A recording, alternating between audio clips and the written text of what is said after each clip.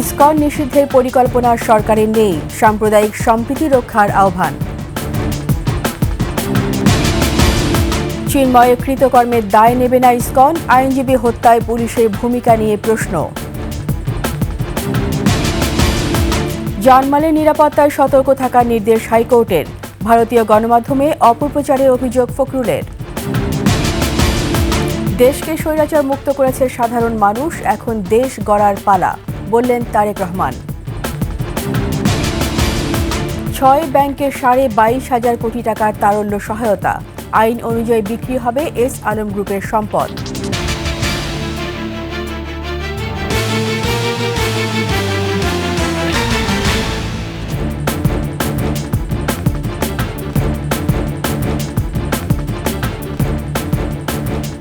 শুনছিলেন সংবাদ শিরোনাম। আমন্ত্রণ রাতের 21 সংবাদে, সাথে আছি আমি রীতা চৌধুরী। দর্শক, 21 টেলিভিশনের সংবাদ একই সাথে সরাসরি দেখতে পাবেন আমাদের ফেসবুক পেজ www.facebook.com/2124 অনলাইনে। সাবস্ক্রাইব করতে পারেন www.youtube.com/@21atv চ্যানেলে। ইসকন নিষিদ্ধ করার পরিকল্পনা সরকারের এখনও নেই বলে জানিয়েছেন পরিবেশ, বন ও জলবায়ু পরিবর্তন বিষয়ক উপদেষ্টা সৈয়দা রিজওয়ানা হাসান। বৃহস্পতিবার উপদেষ্টা পরিষদের বৈঠক পরবর্তী প্রেস ব্রিফিংয়ে একথা জানান তিনি। সাম্প্রদায়িক সম্প্রীতি বজায় রাখতে সকল অংশীজন নিয়ে ঐক্য নিশ্চিতে সরকার কাজ করছে বলেও জানান সৈয়দা রিজওয়ানা হাসান। মেহেদী হাসানের রিপোর্ট। চিন্ময় কৃষ্ণ দাসকে গ্রেফতার, এ নিয়ে সহিংসতা এবং তাতে চট্টগ্রামে এক আইনজীবী নিহতের ঘটনায় আলোচনায় হিন্দুত্ববাদী সংগঠন ইসকন।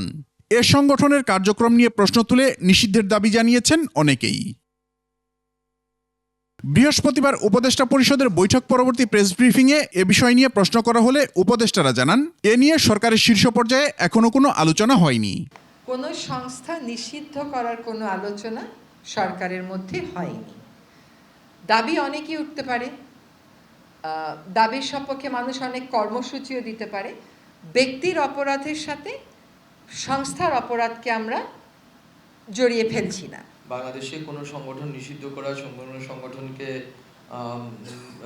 কোনো সংগঠনকে নিবন্ধন বাতিল করা বা যেই ধরনের আইনি উদ্যোগই হোক না কেন, এটা নির্দিষ্ট প্রক্রিয়া অনুসরণ করে এবং তদন্ত সাপেক্ষে আমরা এটা করতে চাই, যাতে কোনো কোয়ার্টার্সে কোনো ধরনের অনিশ্চয়তা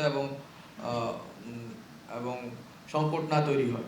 সাম্প্রদায়িক ইস্যুতে দেশকে অস্থিতিশীল করার একটি মহলের চেষ্টাকেও দেশবাসী রুখে দিয়েছে বলে জানান তারা।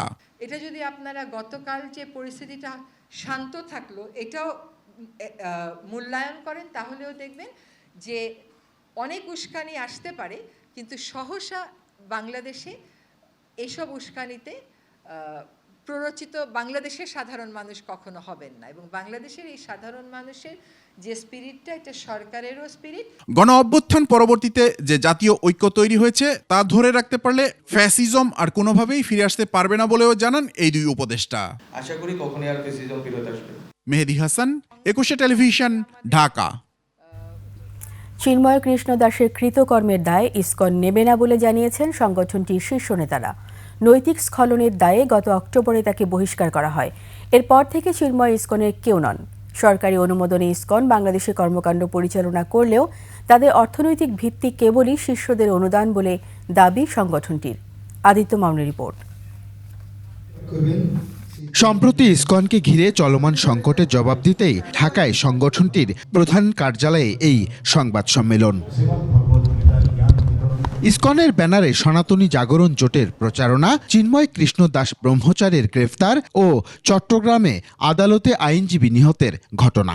অভিযোগের তীর যখন ইসকনের দিকে, তখনই ভোল পাল্টে কথা বলা শুরু হয় ইসকন ধর্মগুরুদের। আন্তর্জাতিক কৃষ্ণ ভাবনা আইনজীবী নিহতের ঘটনাকে ষড়যন্ত্র উল্লেখ করার পাশাপাশি চিন্ময় কৃষ্ণকে অস্বীকার করে দায় এড়াতে চাইলেন। চিন্ময় কৃষ্ণ দাসকে ইসকনের যাবতীয় সাংগঠনিক কার্যক্রম থেকে তাদের দ্বারা সংগঠিত কার্যক্রম ইসকনের কার্যক্রম নয়। উদ্দেশ্য প্রণোদিতভাবে আমাদের ধর্মীয় ও সামাজিক ভাবমূর্তিকে ক্ষতিগ্রস্ত করার অপচেষ্টা চলছে। সংবাদ সম্মেলন শেষে তাদের মুখোমুখি হয় 21 টেলিভিশন। এমন কোনো দেশ নেই যেখানে ইসকন হ্যাজ ব্রোকেন ইটস ল। বাংলাদেশে ইসকনের মতো সংগঠনের কার্যক্রম পরিচালনার আইনগত ভিত্তি কি জানতে চাইলে নিজেদের অরাজনৈতিক, বৈধ এবং শান্তিপ্রিয় সংগঠন হিসাবে দাবি করেন ইসকনের সভাপতি। It is registered under societies act, 1920 সালের সোসাইটিস অ্যাক্টের আন্ডার জন স্টক কোম্পানিতে রেজিস্টার্ড। নাশকতা, হত্যা, যৌন নিপীড়ন, জমি দখলের মতো গুরুতর অভিযোগ প্রত্যাখ্যান করেন। কোনো কিছু ঘটনা ঘটলেই কে হত্যা করলো কাকে, ওই ইসকনের লোক। ওই বাড়িতে গীতা আছে মানে ইসকনের লোক। আর গীতা তো সবার বাড়ি থাকে, মুসলমানের বাড়ি তো অনেক সময় তারা পড়ে, তাই সেই ইসকনের লোক হলো নাকি। বাংলাদেশের প্রায় সব জেলায় মঠ, মন্দির, লাখ লাখ ভক্তকুল সহ বিশাল সংগঠনের ব্যয় কিভাবে মেটানো হয় তাও তুলে ধরেন। ঘরে ঘরে প্রণামী বাক্স আছে, প্রণামী বাক্সতে প্রতি মাসে মাসে আমরা প্রণামী পাই। আর কিছু কিছু ধনাঢ্য ব্যক্তি যারা সহানুভূতিশীল, ইসকন মাইন্ডেড যারা ডোনেট করে, আমরা বিদেশে কোনো টাকা নেই না, বিদেশ থেকে কোনো টাকা আমরা সংগ্রহ করি না। বাংলাদেশে 1978 সালে ইসকন প্রতিষ্ঠার পর সব সরকারের তোষণ নীতির মাধ্যমে সুবিধা আদায় সংগঠনটির বড় প্রাপ্তি বলে স্বীকার করেন চারুচন্দ্র দাস। জিয়াউর রহমান আমরা ওনাদেরকে ডেকেছি, ওনারা আমাদের সহায়তা করছেন। তারপরে খালেদার সঙ্গে ডেকেছি, আওয়ামী লীগের সময় আওয়ামী লীগ ডেকেছি, আমরা গিয়েছি। সব সরকারের সঙ্গে আমাদের সুসম্পর্কই ছিল। এখন এই সরকার, এদের সঙ্গে আমার সুসম্পর্ক রাখা উচিত, রাখছি আমরা, আমাদের ডাকছি, আমরা যাচ্ছি। সত্য, সদ্ভাব, সৎপথ, পরমত সহিষ্ণুতা, মানবতার জয়গানের বুলি আওড়ালেও তাদের বিরুদ্ধে ভিন্ন মতের প্রতি বিদ্বেষের অভিযোগও আছে। আদিত্য মামুন, 21 টেলিভিশন, ঢাকা। এদিকে চট্টগ্রামে আইনজীবী সাইফুল ইসলাম আলিফ হত্যায় জড়িতদের সিসি ক্যামেরার ফুটেজ দেখে চিহ্নিত করার চেষ্টা করছে পুলিশ। এখন পর্যন্ত যাদের চিহ্নিত করা হয়েছে তাদের বিস্তারিত পরিচয় প্রকাশ করা হয়নি। আর ওই হত্যা ঠেকাতে পুলিশ কি ভূমিকা নিয়েছিল তা নিয়ে উঠেছে প্রশ্ন। চট্টগ্রাম থেকে রিপোর্ট করছেন হাসান ফেরদৌস, ক্যামেরায় ছিলেন বিপ্লব মজুমদার। চিন্ময় দাসের সমর্থকরা আদালত ভবনে পুলিশের সাথে সংঘর্ষে জড়িয়ে পড়ার পর আইনজীবী সাইফুল আলম আলিফ আদালত ভবন থেকে বের হওয়ার পর তার উপর হামলা হয়। হত্যাকাণ্ডের 51 সেকেন্ডের একটি ভিডিও সামাজিক যোগাযোগ মাধ্যমে ছড়িয়ে পড়ে। বান্ডেল রোডের মেথরপট্টি এলাকার যেখানে আইনজীবী সাইফুলকে হত্যা করা হয় সেটি আদালত ভবনের মূল সড়ক থেকে প্রায় 300 গজ ভিতরে। সেখানে ভেঙে ফেলা হয়েছে আশপাশের সব সিসিটিভি। এখানে তো এমনভাবে নেছে, এটা পরিকল্পিতভাবে হয়েছে। পরিকল্পিতভাবে যদি না হয়তো তাহলে এখানে তো লোক আরও অনেক ছিল, ওদেরকে কেন ধরে আনে নেই। আমি শোনাইতে ছিল চেন্নাই কুমারের 16 টাকা অবস্থায় উনি বলতো আসামিকে টিকা দিয়ে দেওয়া হোক, এরকম একটা কথা বলছিল। এটা বলার পরে ওনাকে টার্গেট করছে, ওখান থেকে টার্গেট করছে। সিএমপির কমিশনার জানান সাইফুল হত্যাকাণ্ডে জড়িত থাকার অভিযোগে ভিডিও ফুটেজ দেখে গ্রেপ্তার করা হচ্ছে। 33 জন অ্যারেস্ট হয়েছে। এই হরিজন পল্লী থেকেই ম্যাক্সিমাম, বেশিরভাগই, যেই সেখান থেকে 7 জনকে অ্যারেস্ট করা হয়েছে হত্যাকাণ্ডে সরাসরি জড়িত থাকার সন্দেহে। সাইফুল হত্যাকাণ্ডে জড়িত থাকার অভিযোগে যাদের গ্রেপ্তারের কথা পুলিশ বলছে, আদালতের নথিতে তাদের নাম পাওয়া যায়নি। পুলিশের দায়ের করা পৃথক 3টি মামলায় 27 জনকে গ্রেপ্তার দেখানো হয়। চিন্ময় সমর্থকদের সাথে পুলিশের সংঘর্ষ, আদালত প্রাঙ্গণের তাণ্ডব এবং আইনজীবী হত্যাকাণ্ডের ঘটনায় পুলিশের ভূমিকা নিয়েও প্রশ্ন আছে আইনজীবীদের। আমরা দেখি আগের দিন থেকে এখানে গোয়েন্দা তৎপরতা জোরদার করা হয় এবং সাদা পোশাকে পুলিশ তৎপরতা বাড়ানো হয়। তারপরে আশেপাশে নিরাপত্তা জোরদার করা হয়। এবার এই ধরনের কোনো জোরালো নিরাপত্তা দেখা যায়নি। পুলিশের মধ্যে এখনো পর্যন্ত ফ্যাসিস্ট সরকারের যারা পেতাত্তা তারা এখনো রয়ে গেছেন। এদিকে আইনজীবী সাইফুল হত্যাকাণ্ডের সাথে জড়িতদের গ্রেপ্তারের দাবি জানিয়ে আজও আদালত বর্জন সহ বিক্ষোভ সমাবেশ করেছে আইনজীবীরা। দ্রুত হত্যাকাণ্ডের সাথে জড়িতদের গ্রেপ্তারেরও দাবি জানান তারা। হাসান ফেরদৌস, 21 টেলিভিশন, চট্টগ্রাম। ইসকন নিষিদ্ধ হবে কিনা সেটি সরকারের নীতিগত সিদ্ধান্ত। আদালতে হস্তক্ষেপ করা ঠিক হবে না বলে রাষ্ট্রপক্ষকে জানিয়েছে হাইকোর্ট। এদেশের মানুষের সৌহার্দ্যপূর্ণ সম্পর্ক কখনো ভাঙবে না বলেও মন্তব্য করেন উচ্চ আদালত। জানমালের নিরাপত্তা নিশ্চিতে সর্বোচ্চ সতর্ক অবস্থায় থাকারও নির্দেশ দিয়েছেন হাইকোর্ট। শাকের আরজু রিপোর্ট। জাতীয় পতাকা অবমাননার অভিযোগে রাষ্ট্রদ্রোহ মামলা করা হয় চিন্ময় কৃষ্ণ দাস ব্রহ্মচারী সহ 19 জনের বিরুদ্ধে। এরপর থেকে আলোচনায় ইসকন। হিন্দুত্ববাদী সংগঠন ইসকনের বিষয়ে সরকারের অবস্থান কি বুধবার রাষ্ট্রপক্ষের কাছে জানতে চায় দেশের সর্বোচ্চ আদালত। চট্টগ্রামের আইনজীবী সাইফুল ইসলাম আলিফ হত্যাসহ সাম্প্রতিক বিষয়ে সরকারের অবস্থানও জানতে চাওয়া হয়। বৃহস্পতিবার রাষ্ট্রপক্ষের আইনজীবী আদালতকে জানান, আলিফ হত্যার ঘটনায় 3টি মামলা, শনাক্ত 6 ও গ্রেফতার করা হয়েছে 33 জনকে। ইসকন ইস্যুতে সরকারের কঠোর অবস্থানের কথাও জানানো হয়। সরকারের পক্ষ থেকে যা যা পদক্ষেপ নেওয়া সবগুলোই নেওয়া হচ্ছে। আজকে আমরা আদালতকে তাই জানিয়েছি। টোটাল 3টি মামলা হয়েছে এই বিষয়গুলো নিয়ে এবং 76 জনকে আসামি করা হয়েছে, তার মধ্যে 33 জনকে গ্রেফতার করা হয়েছে এবং তদন্ত চলছে।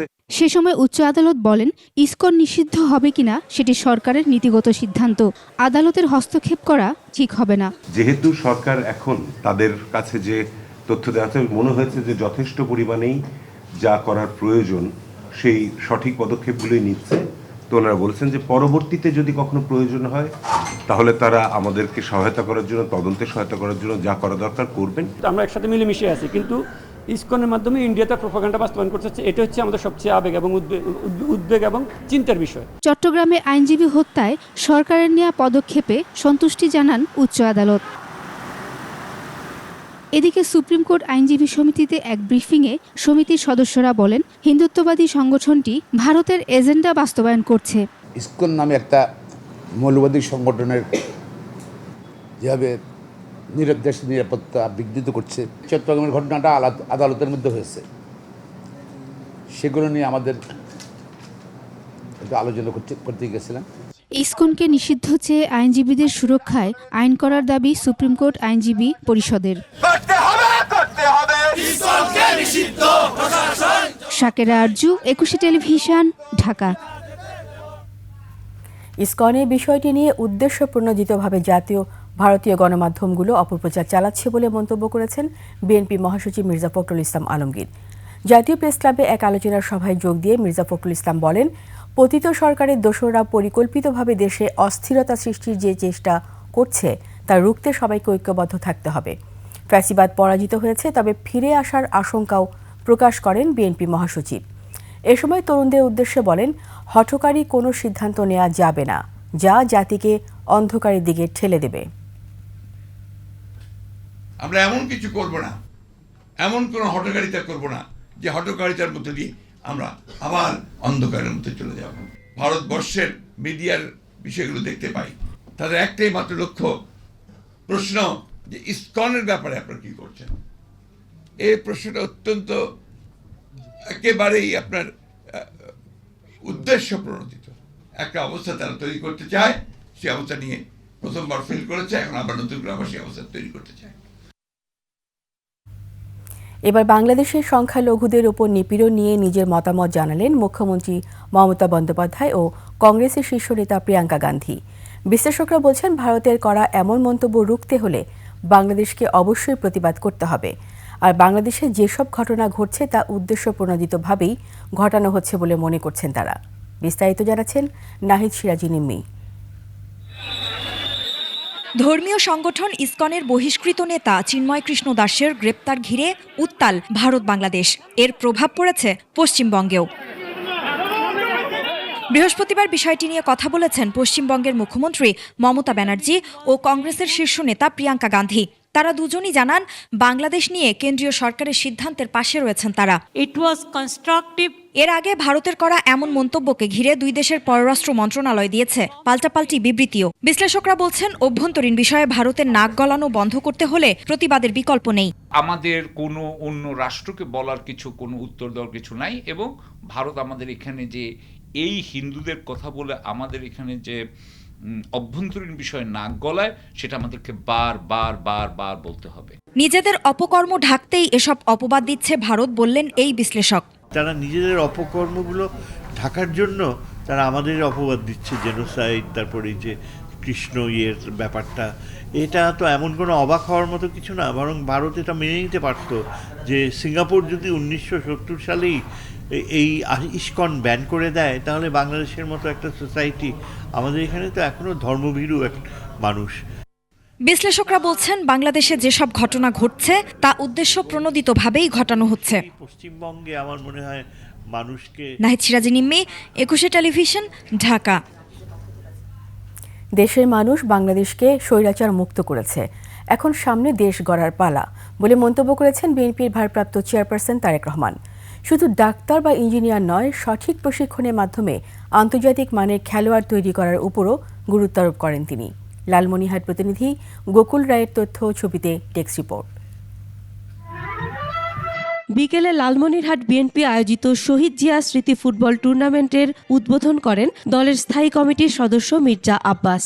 এ সময় প্রধান অতিথি হিসেবে ভার্চুয়ালি যুক্ত হন বিএনপির ভারপ্রাপ্ত চেয়ারপারসন তারেক রহমান। প্রধান অতিথির বক্তব্যে তারেক রহমান জানান, দেশের মানুষ বাংলাদেশকে স্বৈরাচার মুক্ত করেছে, এখন দেশ গড়ার পালা। আমরা স্বৈরাচার মুক্ত করেছি দেশের মানুষ স্বৈরাচারকে বিদায় করেছে এই দেশ থেকে, এখন সামনের দিনে হচ্ছে দেশ গড়ার পালা। এছাড়া শুধু ডাক্তার ইঞ্জিনিয়ার নয়, সঠিক প্রশিক্ষণের মাধ্যমে মেধাবী খেলোয়াড় বের করতে পরিকল্পনা নেয়ার কথাও জানান তারেক রহমান। একজন রাজনৈতিক কর্মী হিসাবে, এই দেশের একজন সন্তান হিসেবে, বাংলাদেশের সন্তান হিসেবে আমি মনে করি আমাদের শুধু মেধাবী ডাক্তার বা ইঞ্জিনিয়ার বা আর্কিটেক্ট থাকলেই চলবে না। আগামী দিনে আমাদেরকে অবশ্যই মেধাবী অর্থাৎ প্রফেশনাল খেলোয়াড় তৈরি করতে হবে, যা তৈরি করতে হবে আমাদের ভবিষ্যৎ প্রজন্ম তাদের ভেতর থেকে। এ সময় তারেক রহমানের নেতৃত্বে বিএনপি জিয়াউর রহমানের স্বপ্নের বাংলাদেশ গড়ে তুলবে বলে প্রত্যাশা করেন সর্বস্তরের নেতাকর্মীরা।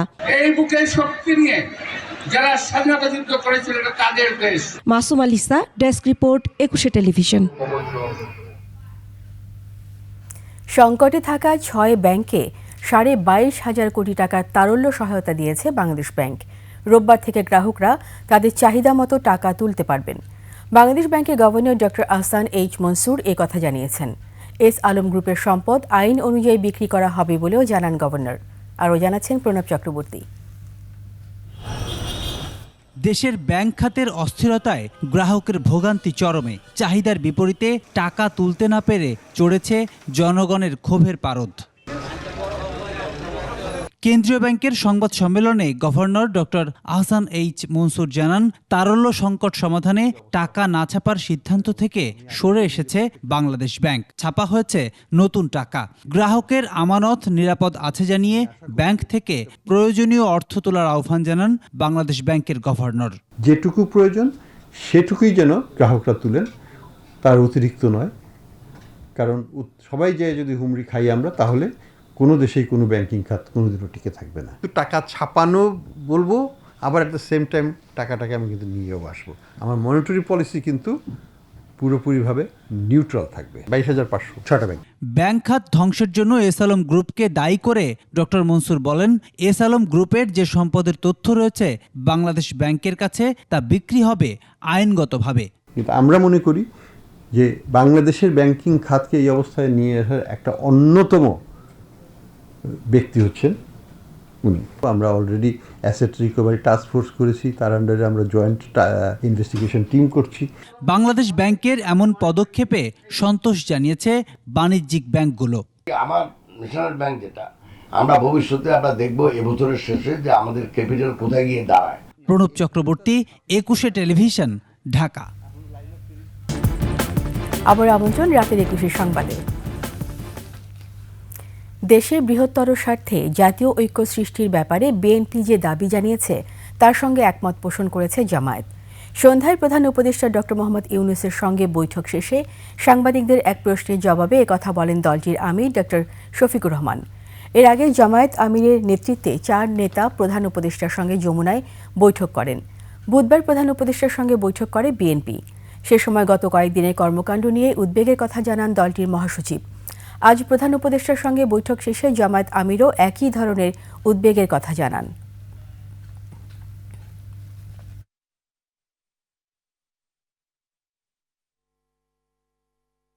শুধু ইসকন না, আমরা বলেছি জাতীয় স্বার্থের বিরুদ্ধে যারাই যাবে তাদের ব্যাপারে পদক্ষেপ নিতে হবে।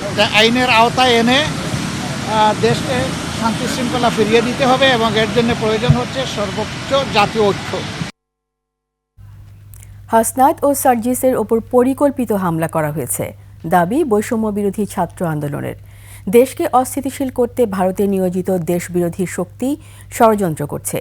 বিশেষ এজেন্ডা বাস্তবায়ন করছে ইসকন, এমন মন্তব্য করেছেন কেন্দ্রীয় সমন্বয়করা। যে কোনো মূল্যে শিক্ষার্থীদের ঐক্যবদ্ধ থাকার আহ্বান বৈষম্য বিরোধী ছাত্র আন্দোলনের। মানিক শিকদারের রিপোর্ট। ইসকনের নেতা চিন্ময় কৃষ্ণ দাস ব্রহ্মচারীকে গ্রেফতার ও এক আইনজীবী হত্যার পর সারা দেশে নতুন করে উত্তেজনা সৃষ্টি হয়েছে।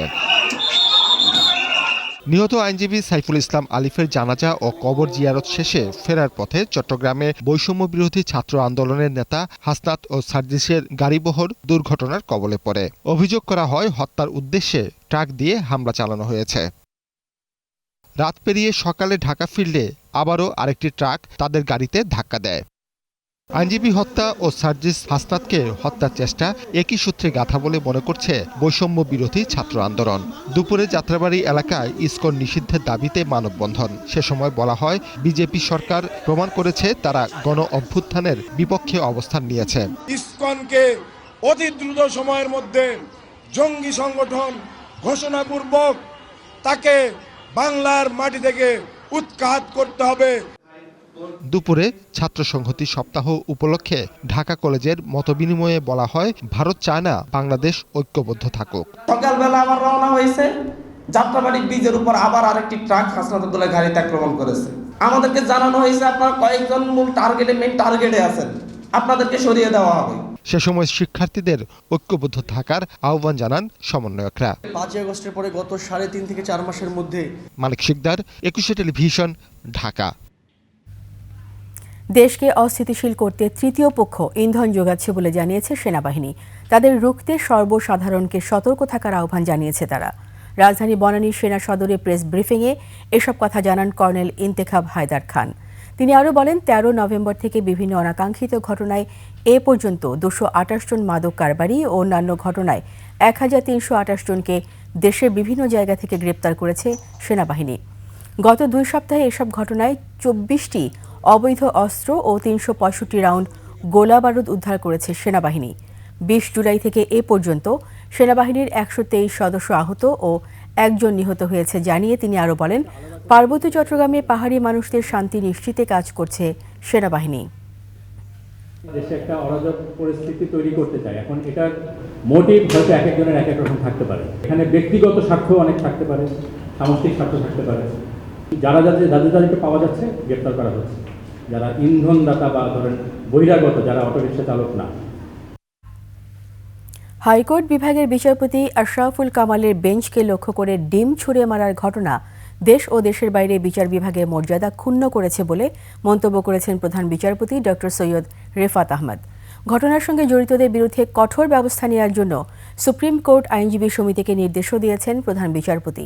পরে সুপ্রিম কোর্ট আইনজীবী সমিতির সভাপতি জানান, দোষী প্রমাণিত হলে বাতিল হবে আইনজীবীদের লাইসেন্স। বিস্তারিত শাকির আরজু রিপোর্টে।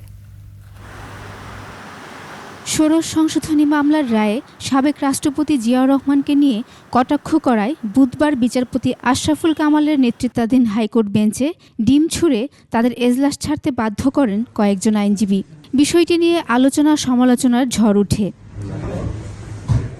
বৃহস্পতিবার এ নিয়ে দফায় দফায় বৈঠক করেন প্রধান বিচারপতি। সকালে প্রথম দফায় বৈঠকে অ্যাটর্নি জেনারেল ও বার সভাপতিকে প্রধান বিচারপতি বলেন, এই ঘটনা দেশ ও বিদেশে বিচার বিভাগের ভাবমূর্তি ক্ষুণ্ণ করেছে। মাননীয় প্রধান বিচারপতিও উদ্বেগ প্রকাশ করছেন। উনিও মনে করেন যে এটা শুধু একজন বিচারকের উপরে না, একজন আদালত নয়, সমগ্র বিচার ব্যবস্থার বিচার বিভাগের ভাবমূর্তি নষ্ট হয়েছে। পরে দুপুরে আবারও বৈঠকে বসেন প্রধান বিচারপতি। এতে বিএনপিপন্থী সিনিয়র আইনজীবীরা ছাড়াও ছিলেন অ্যাটর্নি জেনারেল, অতিরিক্ত অ্যাটর্নি জেনারেল, সুপ্রিম কোর্ট বারের সভাপতি। সেখানে উঠে আসে এমন কাণ্ড ঘটানোর পেছনে যারা জড়িত তাদের শাস্তির কথা। প্রধান বিচারপতি দায়ীদের বিরুদ্ধে তদন্ত করে ব্যবস্থা নিতে বলেন সুপ্রিম কোর্ট বারকে। অবশ্যই এটা কঠিনভাবে দেখা হবে, তাদের বিরুদ্ধে ব্যবস্থা গ্রহণ করবে, এটা আমরা সবাই একমত প্রধান বিচারপতির সঙ্গে। এই জন্য আমরা একটা তদন্ত কমিটি করব, রিপোর্ট দেবে, রিপোর্টের বেসিসে সেই সকল আইনজীবী যারা এই ঘটনা জড়িত তাদের বিরুদ্ধে ব্যবস্থা নেওয়া হবে। এদিকে বৃহস্পতিবার নিজ কার্যালয়ে বিচার কাজ পরিচালনা করেছেন বিচারপতি আশরাফুল কামাল। সাকেরা আরজু, 21 টেলিভিশন, ঢাকা। সোমবার প্রকাশ হচ্ছে গত সরকারের অর্থনীতির চিত্র নিয়ে শ্বেতপত্র। এ তথ্য জানিয়ে কমিটি প্রধান ডক্টর দেবপ্রিয় ভট্টাচার্য বলেছেন, অর্থনীতির স্বস্তি ও মানুষের নিরাপত্তা নিশ্চিত করা না গেলে সংস্কার কার্যক্রম ও নির্বাচন কঠিন হবে। এছাড়া দেশের জন্য আগামী 6 মাস অত্যন্ত গুরুত্বপূর্ণ মন্তব্য করে রিজার্ভ বাড়ানো, রেমিটেন্স এবং রপ্তানিতে বিশেষ প্রণোদনা সহ মূল্যস্ফীতি নিয়ন্ত্রণের পরামর্শ দেন বিশিষ্টজনেরা। তৌহিদুর রহমানের রিপোর্ট। স্বাধীনতার পর থেকে 2022 সাল পর্যন্ত সরকারের ঋণ ছিল 481 বিলিয়ন টাকা, আর 2023 সালে এই ঋণের পরিমাণ দাঁড়ায় 1400 বিলিয়ন টাকা। এর ফলে অস্বাভাবিকভাবে বেড়ে গেছে জীবনযাত্রার ব্যয়। এমন বাস্তবতায় আর্থিক খাতে স্বস্তি ফেরানো এবং মানুষের নিরাপত্তা নিশ্চিতের তাগিদ দেন অর্থনীতিবিদরা।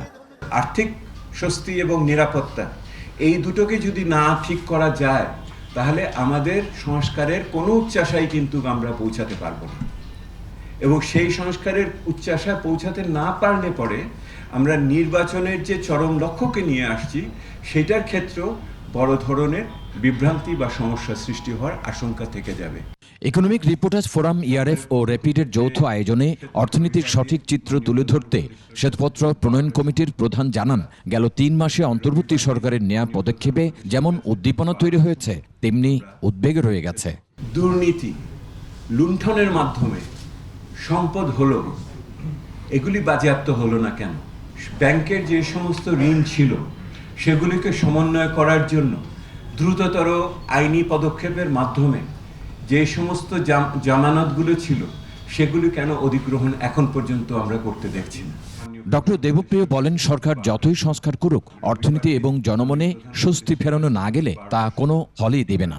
দুর্নীতির যে পাহাড় গড়ে উঠেছে, সেই দুর্নীতির পাহাড়ের থেকে যদি আমরা জনগণের সম্পদ ফিরিয়ে না নিতে পারি, তাহলে আর কিসের বিপ্লব হলো? মূল্যস্ফীতি নিয়ন্ত্রণে নিত্যপণ্যে ভর্তুকি, অভ্যন্তরীণ উৎপাদন এবং পণ্য সরবরাহ বাড়ানোর তাগিদ দেন বক্তারা। 6 মাসের মধ্যে আমাদের রিজার্ভে যদি একটু স্বস্তি না আসে, আমাদের পক্ষে কিন্তু তারপরে ম্যানেজ করাটা ক্যান বি কোয়াইট ক্রিটিক্যাল, আর কি আমি সেটা মনে করি। 1 ডিসেম্বর প্রধান উপদেষ্টা ডক্টর মোহাম্মদ ইউনূসের কাছে অর্থনীতির শ্বেতপত্র হস্তান্তরের পর সোমবার আনুষ্ঠানিকভাবে প্রকাশ করা হবে বলেও জানান কমিটির প্রধান। মাননীয় প্রধান উপদেষ্টা তৌহিদুর রহমান, 21 টেলিভিশন, ঢাকা। বিগত সরকারের শেষ 3 নির্বাচনে দায়িত্ব পালনকারী কর্মকর্তাদের বিরুদ্ধে কঠোর হচ্ছে সরকার। আওয়ামী লীগকে বারবার ক্ষমতায় বসাতে সহায়তাকারী এসব কর্মকর্তার তালিকা তৈরির কাজ চলছে। তবে নির্বাচনী অপরাধের সাথে জড়িতদের শাস্তি নিশ্চিতের পাশাপাশি কেউ যাতে অন্যায় শিকার না হয় সেজন্য সুষ্ঠু তদন্তের তাগিদ দিয়েছে নির্বাচন ব্যবস্থা সংস্কার কমিশন। শিউলি শবনমের প্রতিবেদন। জাতীয় সংসদের 2014, 2018 ও 2024 সালের 3 নির্বাচনে ভোট কারচুপি সহ রয়েছে নানা অনিয়মের অভিযোগ। 5 আগস্ট সরকার পতনের পর থেকেই এই 3 বিতর্কিত নির্বাচন আয়োজনে সহায়তাকারীদের বিচারের দাবি করে আসছেন সুশীল সমাজ, বুদ্ধিজীবী সহ নির্বাচন বিশেষজ্ঞরা। কেউ কেউ দম্ভ করে দাবি করেছে তারা সরকারে টিকিয়ে রেখেছে, ক্ষমতায় রেখেছে। তো এটা তো তাদের কাজ নয়, তারা প্রজাতন্ত্রের কর্মচারী। কোনো দলের কোনো পক্ষের যদি স্বার্থে কাজ করে থাকে তাহলে তো তারা তাদের আচরণবিধি লঙ্ঘন করেছে, কোনো কোনো ক্ষেত্রে অপরাধ করেছে। এই অপরাধের অবশ্যই শাস্তি হওয়া উচিত। অবশেষে অন্তর্বর্তী সরকার গঠনের কয়েক মাসের মাথায় শেখ হাসিনা সরকারকে সহায়তাকারী কর্মকর্তাদের খোঁজে নামল সরকার। এরই মধ্যে বিভাগীয় কমিশনার ও জেলা প্রশাসকদের তালিকা তৈরি করেছে জনপ্রশাসন মন্ত্রণালয়। তালিকা তৈরির কাজ চলছে উপজেলা নির্বাহী কর্মকর্তাদের। অনেককেই সরানো হয়েছে গুরুত্বপূর্ণ পদ থেকে।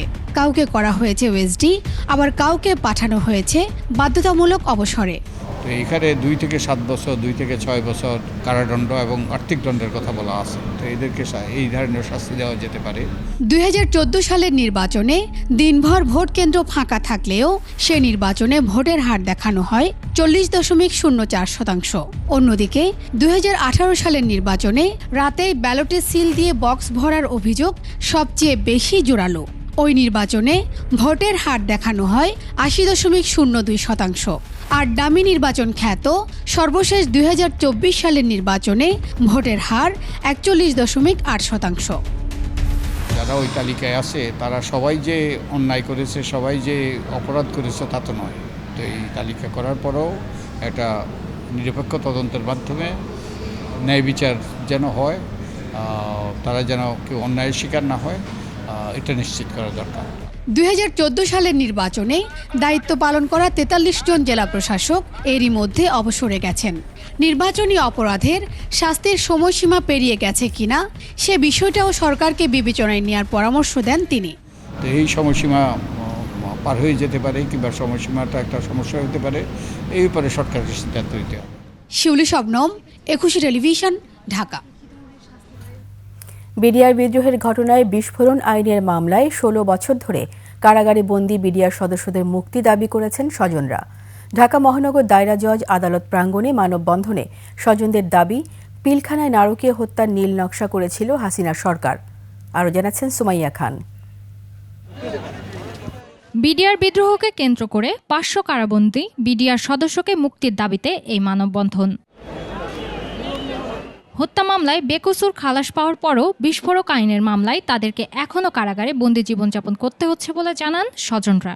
এর মধ্যে 56 জন বিডিআর সদস্য শারীরিক ও মানসিক সমস্যায় মারা গেছেন।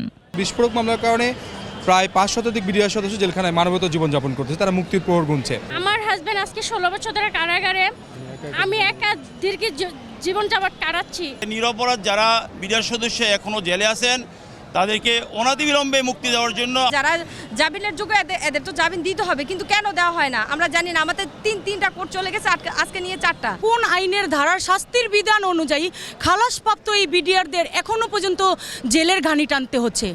মানববন্ধনকারীরা পিলখানা হত্যার বর্ণনা করে বলেন, আওয়ামী লীগ সরকারের রাজনৈতিক প্রতিহিংসার কারণে প্রায় 18,000 বিডিআর সদস্যকে সে সময় চাকরিচ্যুত করা হয়। প্রধান উপদেষ্টা, স্বরাষ্ট্র উপদেষ্টা, আইন উপদেষ্টা, সেনাপ্রধান, বিজিবি প্রধান প্রত্যেকের কাছে আমরা স্মারকলিপি জমা দিয়েছি, কিন্তু দুঃখের বিষয় আমরা এখনো পর্যন্ত কোনো রেসপন্স পাই নাই। আমার হাজবেন্ড আছে আর 16 বছর থেকে, সে নিরপরাধ নির্দোষী লোক। এই সরকারের কাছে বিনীত প্রার্থনা করতেছি যে তাকে যেন মুক্তি দিয়ে আমাদের কাছে জীবিত অবস্থায় ফেরত দেয়। টাঙ্গাইল থেকে তাকে র্যাবের সদস্য গ্রেপ্তার করে, তাকে ছুটি ফরম দেখানোর পরও তাকে ছেড়ে দেয় নাই। এখনও সে হাজতে হিসেবে কাশ্মীর কারাগারে 16 বছর ধরে রয়েছে। বৃহস্পতিবার মামলার শুনানি হওয়ার কথা থাকলেও আবারও পিছিয়ে 9 জানুয়ারি ঠিক করা হয়েছে। অন্তর্বর্তীকালীন সরকারের কাছে ন্যায় বিচার প্রত্যাশা করছেন তারা। সুমাইয়া খান, 21 টেলিভিশন, ঢাকা। 21 সংবাদে মানুষ এখন যে চেতনা ধারণ করছে তাতে আন্তর্জাতিক ষড়যন্ত্র দিয়ে বাংলাদেশকে দাবিয়ে রাখা যাবে না বলে মন্তব্য করেছেন বিএনপি সিনিয়র যুগ্ম মহাসচিব অ্যাডভোকেট রুহুল কবির রিজভী। রাজশাহী বিশ্ববিদ্যালয়ের জাতীয় বিপ্লব ও সংহতি দিবসের মহানায়ক জিয়াউর রহমান গ্রন্থের মোড়ক উন্মোচন অনুষ্ঠানে তিনি এমন মন্তব্য করেন। রিজভী বলেন, 7 নভেম্বর হয়েছিল বলেই ছাত্র জনতা সেই চেতনায় উদ্বুদ্ধ হয়ে 5 আগস্টে গণ অভ্যুত্থান ঘটিয়েছে। চিন্ময় কৃষ্ণ দাস গ্রেপ্তারের ঘটনায় শেখ হাসিনা কুমিরের কান্না কাঁদছেন বলেও মন্তব্য করেন রিজভী। আন্তর্জাতিক ষড়যন্ত্র দিয়ে বাংলাদেশকে দাবিয়ে রাখা যাবে না। আজকে চিন্ময় গ্রেপ্তার হয়েছে বলে আপনি আজকে কুমিরের কান্না কাঁদছেন, ক্রোকোডাইল টিয়ার্স আপনার চোখ দিয়ে পড়ছে। এইটার জন্য আপনি কি পুরস্কার পাবেন ভারতের কাছ থেকে? Bangladesh university of business and technology BUBT-তে বৈষম্য বিরোধী আন্দোলনের শহীদদের স্মরণ সভা ও জুলাই গণ অভ্যুত্থানের ঘটনা প্রবাহ নিয়ে বিপ্লবী পরিবেশনার আয়োজন করা হয়। অনুষ্ঠানে মুখ্য আলোচক ছিলেন সাংবাদিক মাসুদ কামাল। বিশেষ অতিথি ছিলেন BUBT ট্রাস্টি বোর্ডের চেয়ারম্যান শামসুল হুদা। এছাড়া BUBT ট্রাস্টের সদস্য ও উপদেষ্টা অধ্যাপক আবু সালেহ, AFM সরওয়ার কামাল এবং সহযোগী অধ্যাপক Shawkat Ali, treasurer professor doctor Ali Ahmed, registrar doctor Harunur Rashid, অনুষদের ডিন, বিভিন্ন বিভাগের চেয়ারম্যান সহ শিক্ষক, কর্মকর্তা, কর্মচারী এবং বিশ্ববিদ্যালয়ের ট্রাস্টি বোর্ডের সদস্যবৃন্দ উপস্থিত ছিলেন।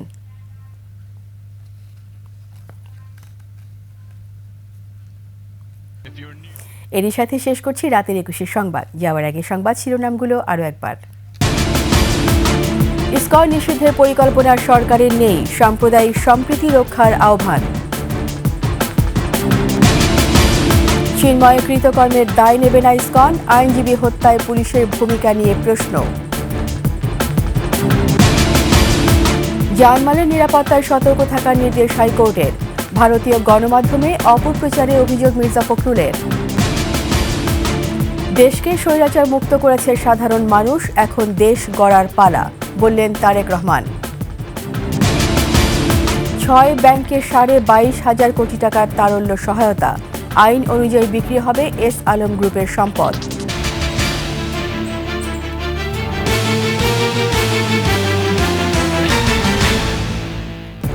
সবশেষ সংবাদ জানতে ডায়াল করুন 2021 নম্বরে আর ভিজিট করুন ekushe-tv.com এই ওয়েবসাইটে। ফেসবুকে ভিজিট করতে পারেন www.facebook.com/ekushe24 অনলাইনে। সাবস্ক্রাইব করতে পারেন www.youtube.com/ekushe-tv চ্যানেলে। এতক্ষণ সঙ্গে থাকার জন্য সবাইকে ধন্যবাদ। পরবর্তী সংবাদ রাত 1টায় দেখার আমন্ত্রণ রইল। একুশের সাথেই থাকুন।